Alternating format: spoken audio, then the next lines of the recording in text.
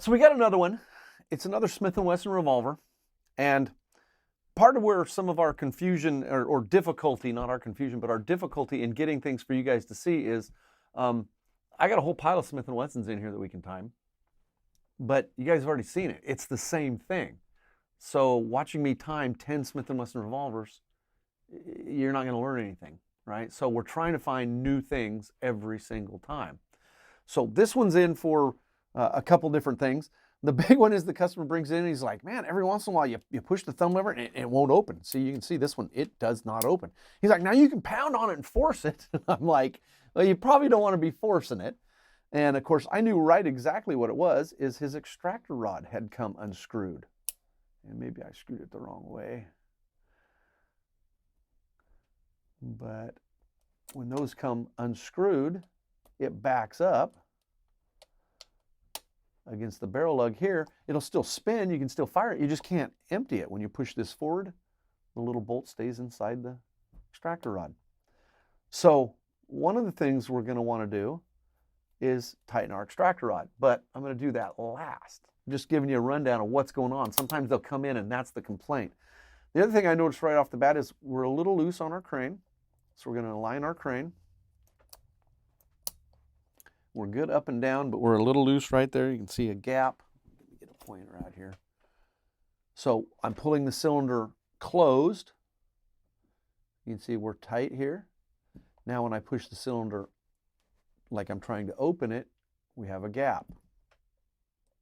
Now it isn't much, but it is a bit of a gap.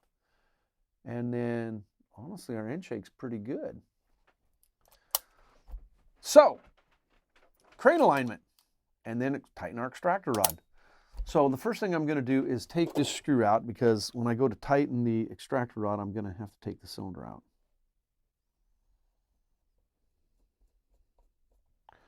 Just a neat, solid old revolver. And so we're open there. We spin freely. Check that ahead of time. So what we're wanting to do is have our crane stay tight against our frame. So it needs to go tight against the frame before our center pin locks up in the frame. So in order to do that, I'm going to turn this like so you can see it. We're going to want the ass end, the back of the cylinder, out just a little. And I'm going to exaggerate with my hand so you guys get a visual before we do it, out this way. So as it closes, the crane comes into contact with the frame before the ass end is forced over. Now I'm exaggerating on how much. Obviously we're not going to want it like so, just a little bit. And it is just a little bit till it kind of, metal has some flex to it, right? A lot of metals are springs. They flex. So it's going to flex a little bit. To do that, again, we want the cylinder bent this way or the crane bent in this direction. Well, we can't hit it here and do that, but we can bring this down to here. And if I tap on the cylinder straight down, if you turn it around and you get a visual, that's going to tilt the back end that direction. That's exactly what I'm going to do.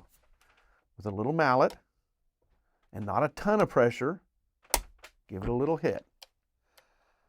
Now bring this closed. We got a little bit of play yet. I usually turn it around and give it a good little wrap. And we're still free, and we've tightened up a great deal. So people think the revolvers, I get these comments all the time, revolvers are more reliable than semi-autos. Well, if I can bend the crane that little bit, it's not going to take much before this is bent to where it won't rotate. We used to have an old Smith & Wesson revolver in the shop. I don't remember where we got it. And people would come in and say that, and I would grab it, and I just thump it on the side of the counter. And then the cylinder wouldn't spin. And it'd be like, what happened? Wow. If you drop it, or it's in your holster and you run into something because somebody's shooting at you, you can bend those cranes real easy. So are they reliable? Yeah, revolvers are reliable, but They're not that reliable, but it was amazing because you'd thump it and then the cylinder wouldn't even rotate.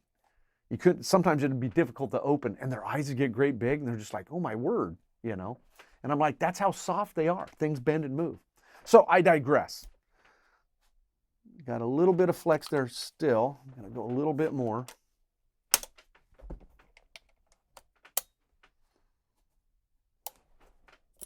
Okay, see that? See how it doesn't spin as free?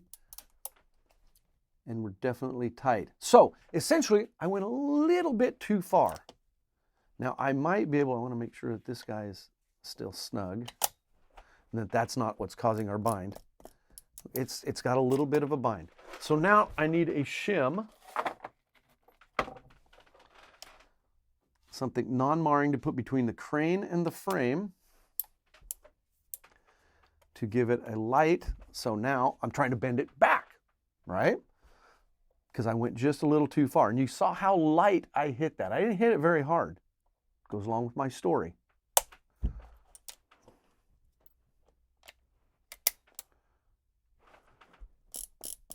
Look at that. See how much easier that is? And we are snug there. So, once again, yeah, plenty. No end shake to speak of. I already checked the timing. So now we're going to tighten. That's all gummed up. Clean a little bit of crud off of there. There we go. And I probably ought to wait till I'm ready to put this together, but that's all right. Now I'm going to go over to the vise and tighten this guy up. So I clamped this extractor rod in the vise. I can rotate our cylinder, give it a good little tweak, come back to the bench, slide the crane yoke assembly onto the cylinder, make sure our extractor is still free.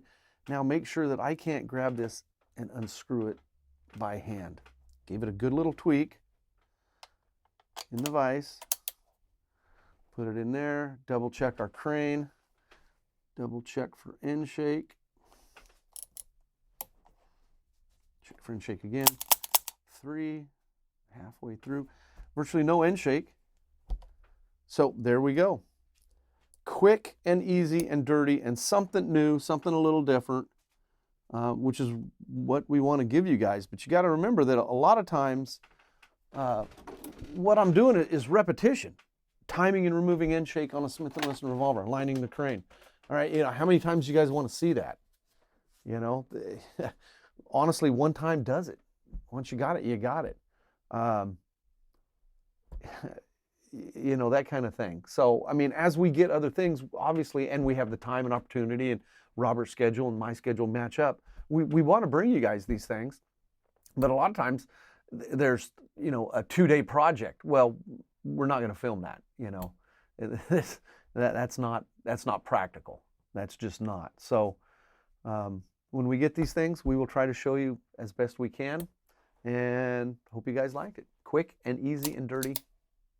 We'll catch you next time.